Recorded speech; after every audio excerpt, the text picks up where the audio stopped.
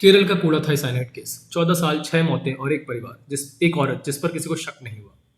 यह कहानी किसी गैंग की नहीं है, यह कहानी है एक परिवार की, एक घर की, और उस भरोसे की जिस पर किसी ने सवाल नहीं उठाया।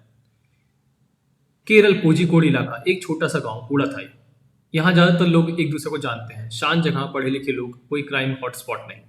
और यहीं से एक ऐसी कहानी शुरू होती है जो 14 साल तक किसी को दिखी ही नहीं। यह परिवार था टॉम थॉमस का। घर में रहते थे टॉम थॉमस, उनकी पत्नी अन्नमा थॉमस, बेटा रॉय थॉमस और परिवार के बाकी सदस्य। एक नॉर्मल रिस्पेक्टेड परिवार, कोई दुश्मनी नहीं, कोई विवाद नहीं। पहली मौत 2002, साल 2002, अन्नमा थॉमस की अचानक मौत हो गई। कारण बताया गया फूड पॉइजनिंग। इलाके में किसी ने इसे सवाल नहीं किया। केरल में ऐसी मौतें कभी कभी हो जाती हैं, मामला यहीं खत्म। दूसरी मौत 2008, 6 साल बाद टॉम थॉमस की मौत होती है। इस बार कारण बताया गया हार्ट अटैक। फिर कोई पोस्टमार्टम नहीं, कोई पुलिस केस नहीं, लोगों ने कहा उम्र हो गई थी। तीसरी मौत 2011, अब मरते हैं रॉय थॉमस, वही बेटा। मौत अचानक, लक्षण वही, उल्टी, पेट दर्द, कोलैप्सिस। डॉक्टर ने कहा फूड रिलेटेड इलनेस। 3 मौतें, तीनों अलग अलग सालों में, फिर भी किसी को कोई शक नहीं हुआ। अब इस कहानी में एक नाम और आता है, जॉली जोसेफ का। वह रॉय थॉमस की पत्नी थी, शांत, धार्मिक, अच्छे से बात करने वाली, सबको लगता था वह परिवार का ख्याल रखती है। चौथी मौत 2014, मरते हैं मैथ्यू थॉमस, मनन मचेरा, सॉरी, मरते हैं मैथ्यू मनन मचेरा। वह जॉली जोसेफ के मामा थे।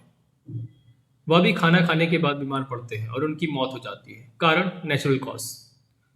अब तक 4 मौतें हो चुकी थी, फिर भी कोई एफआईआर नहीं। 5वीं मौत 2016, अब मरते हैं सिली। वह जॉली की रिश्तेदार थी।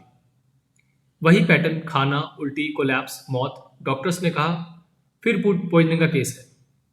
तो 6ठी मौत 2016, कुछ ही महीनों बाद मरते हैं साजू का बच्चा।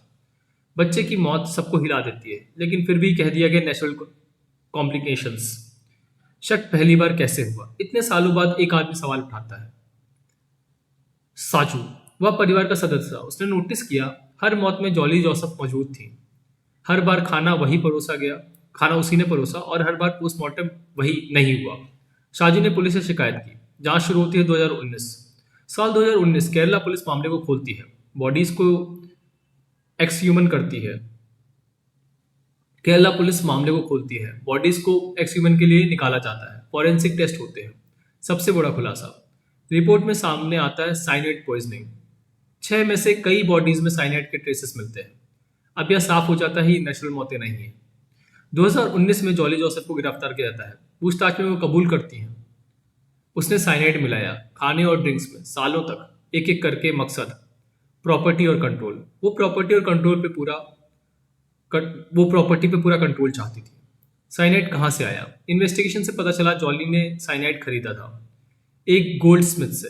गोल्ड स्मिथ जनरली यूज करते हैं साइनाइड को सोने को बनाने के लिए। नाम सामने आता है MS मैथ्यू। उसने बताया जॉली ने केमिकल रिसर्च पर्पस बताकर लिया था। कोर्ट और ट्रायल, मामला कोर्ट में जाता है। Charges murder, criminal conspiracy, forgery. Trial आज भी लीगल प्रक्रिया में है।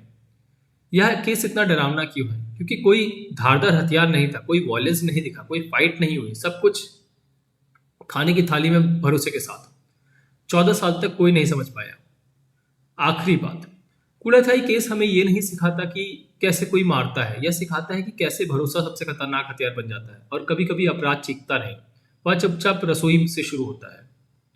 Thank you.